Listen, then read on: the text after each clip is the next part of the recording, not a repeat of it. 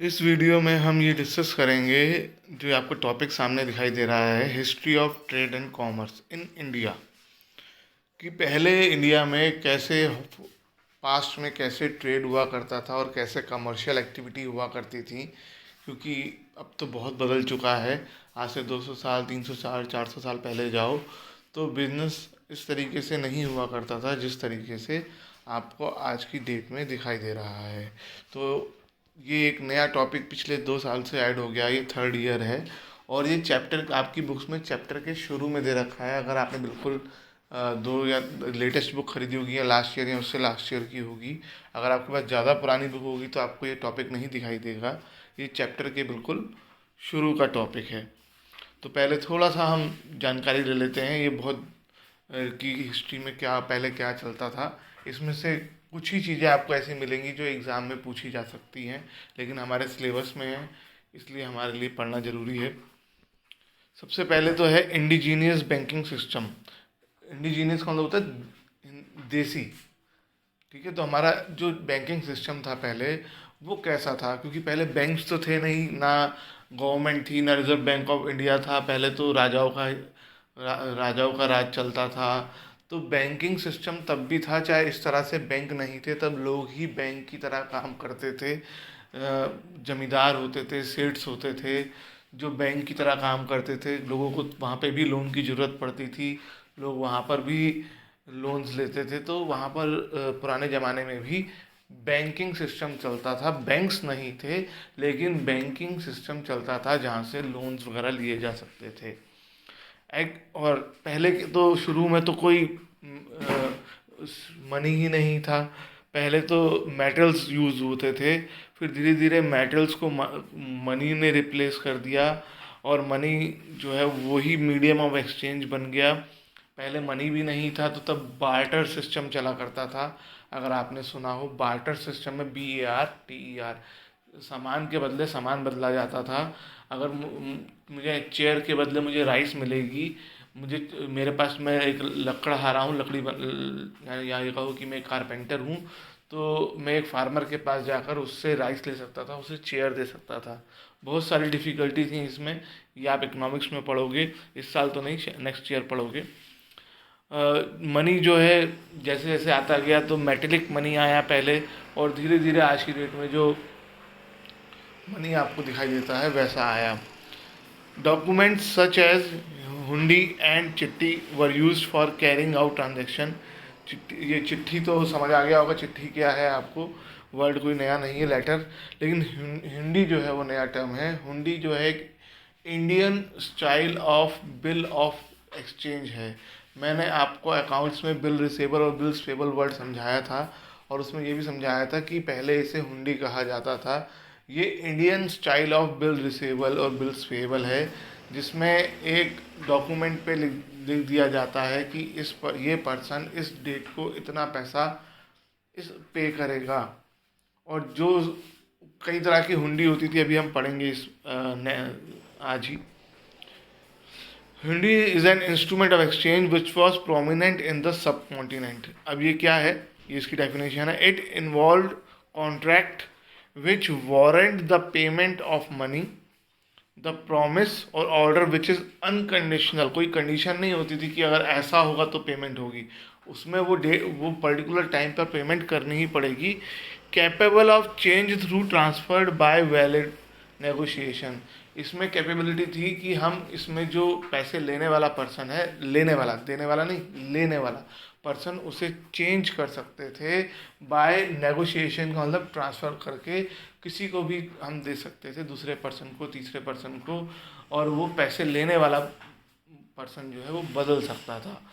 कि मतलब क्या हुआ, सपोज़ A और B दो पर्सन हैं, इनके बीच हुंडी बनी, और बी ने कहा कि मैं 2 महीने बाद ए को पैसा दे दूंगा 10,000 रुपये, और हुंडी जो है वो ए के पास रखी होगी, क्योंकि फ्यूचर में प्रूफ क्या होगा कि मुझे पैसे लेने हैं। तो मान लो 1 महीने बाद ए को पैसे की ज़रूरत पड़ी, तो ए ने सी को वो हुंडी दे दी और उससे कुछ पैसे ले लिए। अब जो पेमेंट की डेट होगी, तो पेमेंट की डेट पर सी के पास क्योंकि हुंडी है, तो सी बी के पास जाएगा, वो हुंडी देगा और पैसे लेकर आ जाएगा। ऐसे ही सी भी किसी और को ट्रांसफ़र कर सकता है, तो ये कई लोगों के हाथों से गुजर सकती है और आखिरी दिन जिसके पास होगी उसको पैसा मिल जाएगा। Indigenous banking system played a prominent role in lending money and financing domestic and foreign trade with currency and letter of credit. With the development of banking, people began to deposit precious metals for lending. अपना सोना जमा कर देते थे, चांदी जमा कर देते थे। तब के बैंकर्स, जिन्हें जगत सेठ्स कहते थे, सेठ्स कहा जाता था, वो उनके पास पैसा होता था। जो सेठ टर्म आज की डेट में भी कई लोग यूज़ करते हैं, लेकिन सेठ टर्म जो है वो कौन थे? वो लोग थे जो बैंक्स की तरह काम करते थे उस टाइम में, जिनके पास खूब पैसा था और वो लोग लोन्स वगैरह प्रोवाइड करते थे। आप उनके पास कुछ ना कुछ सिक्योरिटी रखो तो वो आपको लोन्स दे देते थे। तो जिनको भी पैसों की ज़रूरत होती थी वो इनके पास जाता था। Agriculture and the domestication of animals were important components of economic life of ancient people. उस टाइम में ज़्यादातर लोग या तो एग्रीकल्चर करते थे या फिर एनिमल्स का डोमेस्टिकेशन होता था, एनिमल्स को पालते थे। Due to favourable climatic condition they were able to raise 2 और sometimes 3 crops in a year. ये भी एक पॉसिबिलिटी थी उस टाइम पर। अब तो धीरे धीरे क्लाइमेटिक कंडीशन भी चेंज हो गई हैं और फर्टिलिटी ऑफ सॉइल भी चेंज हो गई है।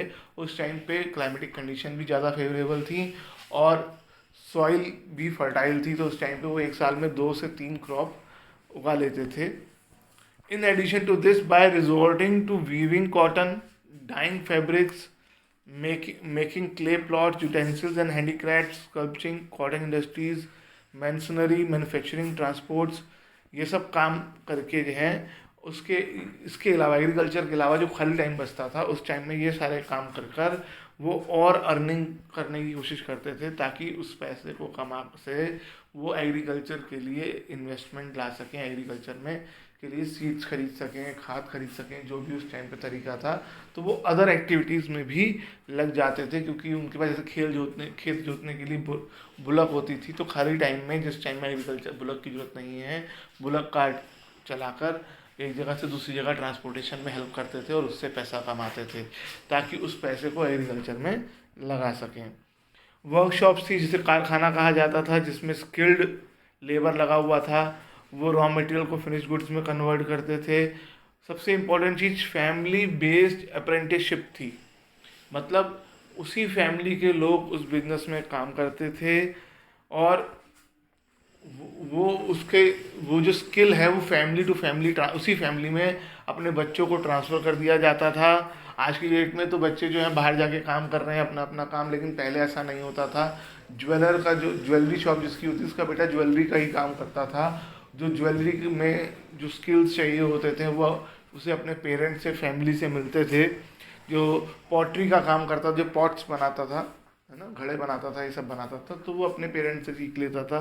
The artisans, craftsman and skilled labour of different kinds learned and developed skills and knowledge which was passed from one generation to another. इसी वजह से पहले कास्ट सिस्टम बनाया गया था कि ये कास्ट के लोग ये करेंगे, ये कास्ट के लोग ये करेंगे। पंडित का बेटा पंडित बन जाता था, कारपेंटर का बेटा कारपेंटर बनता था। पहले ये सब चलता था क्योंकि जो भी वो स्किल है वो अपने फादर से सीखता था, है ना। आज की डेट में तो स्कूल एजुकेशन शुरू हो गई, सबके लिए कॉमन एजुकेशन हो गई, सब जो चाहते हैं वो सीख सकते हैं। लेकिन उस टाइम पर ऐसा नहीं था।